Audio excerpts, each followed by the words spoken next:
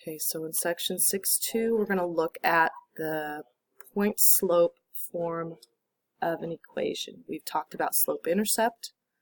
We haven't talked about standard yet, but we will get to that. In this section, we're going to work with point-slope form. So M stands for the slope, like it always does. And then x1, y1 is a point on the line.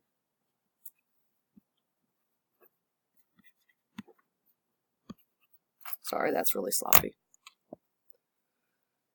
So M is the slope. The point x1, y1 is a point, or the x1, y1 is a point that's on the line. And that's what we plug into our equation. We'll be given the slope, we'll be given the line, or point on the line.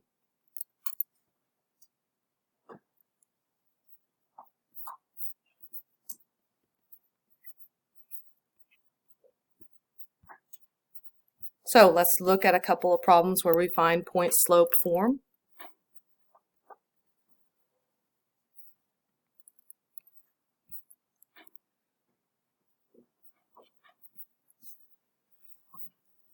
Our slope is 6, and the point 1, 2 is on the line.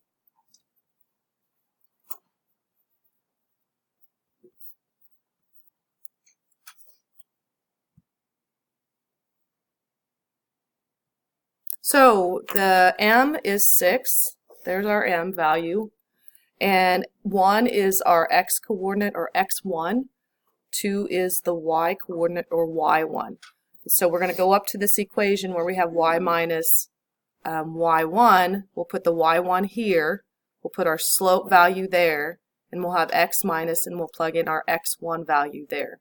So our equation is going to be Y minus whatever our Y1 value is, in this case it's 2, equals the slope, which we said was 6, times X minus the X1 value, which is 1. And that's the equation of the line in point-slope form, given this information. So it looks a little different than what we had before with slope-intercept. So the plus of this is that we can easily identify the slope and a point on the line. With slope-intercept we could as well, but we were always given the y-intercept. In this case we're not always given the y-intercept. So let's do another one. There's M, x1, y1. So for this y1 right here, we're going to put 3, correct? So let's erase that and put 3. For our slope, what are we going to put in for our slope? 1/3. And then for x1, we're going to put what in its place? -3. Now, when we subtract a -3, what happens? Yes.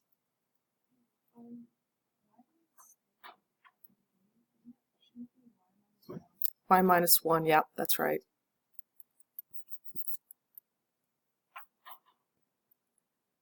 There we go. The y coordinate is 1, yes.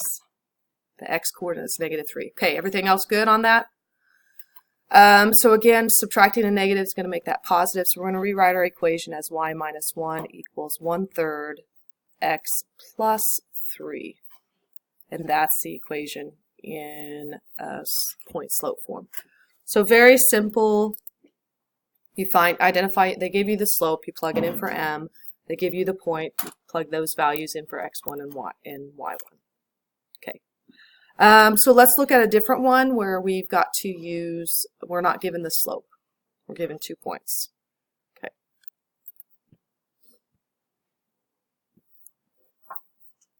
So the point 2, 1 and 3, 4 are on the line.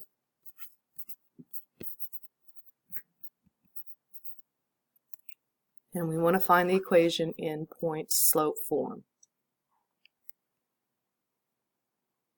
Our equation needs to be in point-slope form. Do we have a point on the line? We actually have 2 points, but so we have a point. Do we have the slope of our line? No, so that's something we're going to have to find. And remember, the equation, the formula for slope is y2 minus y1 over x2 minus x1.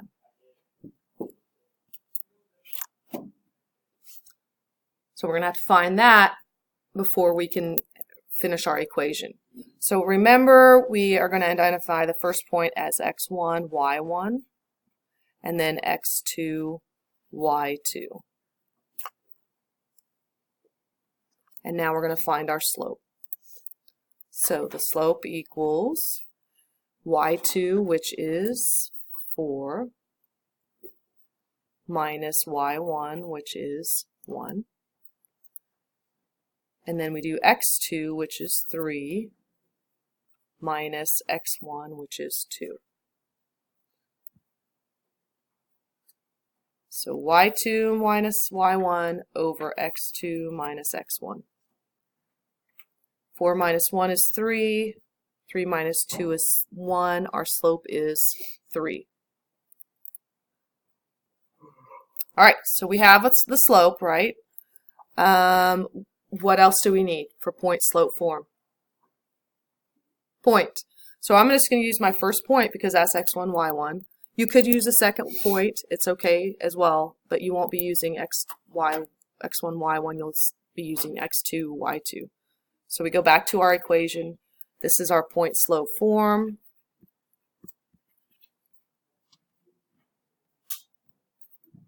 And we're going to substitute in here, here, and here. So what is y2 going to be, or y1 going to be?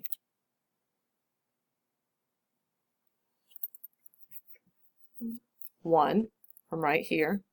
So we'll have y minus 1 equals, and then what's our slope we found?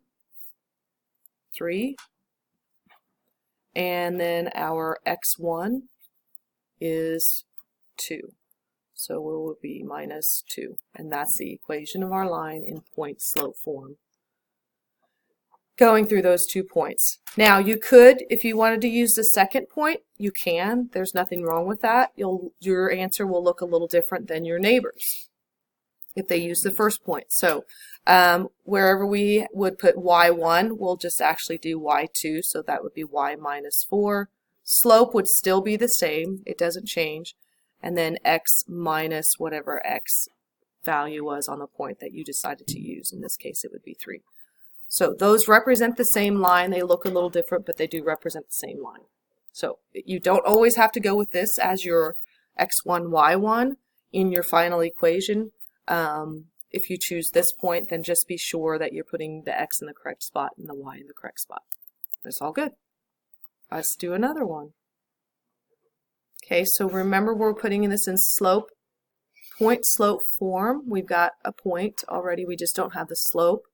So we've got to use this formula.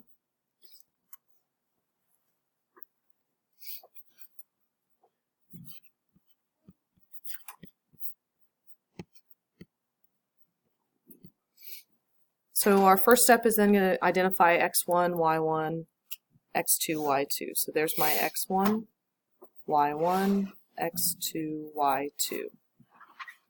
So we'll get for the slope 1 minus 4 over 3 minus 2. And that's going to be negative 3 over 1. Did I do that right? Or just negative 3. So that's our m that we're going to use in this equation. Y minus y1 equals m times x minus x1. Caitlin, which point do you want to use, the first or the second in our equation? The first one.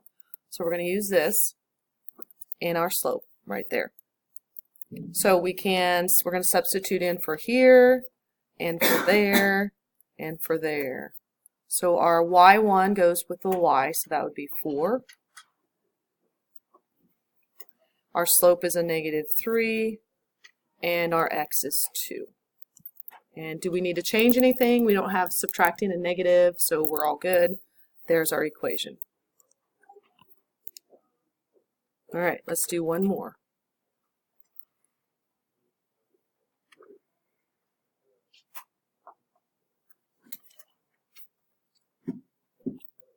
This is D, correct? E.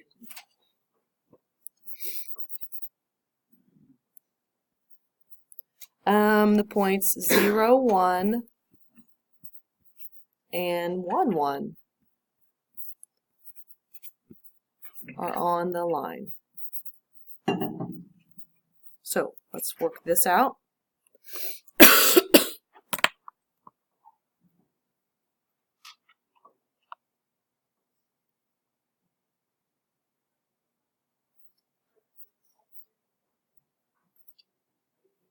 We have a point, we have 2 points, but we don't have our slope, so we're going to find our slope first. Here's my x1, y1, x2, y2. So my slope, y2 minus y1, 1 minus 1, over x2 minus x1, 1 minus 0. We get 0 over 1. What is 0 divided by 1? It's 0. So our slope is 0. And we're going to plug into this formula.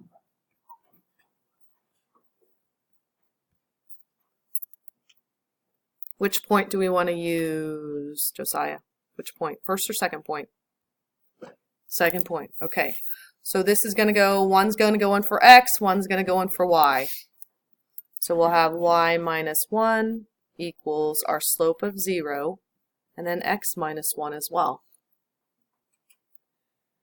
And we can go further. We can simplify a little further. 0 times anything is 0. So we're just going to rewrite this as y minus 1 equals 0. Either one of those would be correct.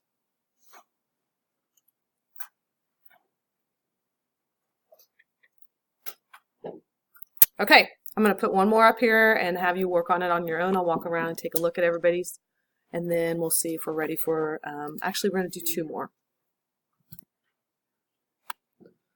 So y minus y1, y1 is a -1, so it's going to be minus a -1, equals slope, which is a -2, whoops,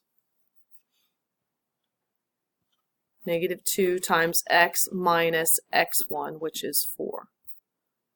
So y minus a -1 is y plus 1, so simplifying this would be y plus 1 times 2 equals 2 times x minus 4. And that's your slope-intercept form. Not slope-intercept, point-slope. I'm a little rusty this morning. Okay, so when you're only given 1 point, you put those values in after the x, after the y. Slope always goes there. Like, is it a -2 slope or 2? It's -2. Whatever the slope is, you use that value. What did I do? Oh, here, -2 there. Yep, good. Thank you. Okay, let's do another one where you have to find the slope, okay? Okay, so first things first, we have to find the slope, and it's going to be y2 minus y1, so make sure you're subtracting y's on top, so 5 minus 3, x2 minus x1, so that'd be 1 minus 2. That's going to give me 2 over -1, which is the same as -2. So there's the slope that I'm going to use. And then I'm going to choose this first point to plug into this formula. And my slope is going to go there, my x1 is going to go there, and my y1 is going to go there. So my equation is going to be y minus 3 equals a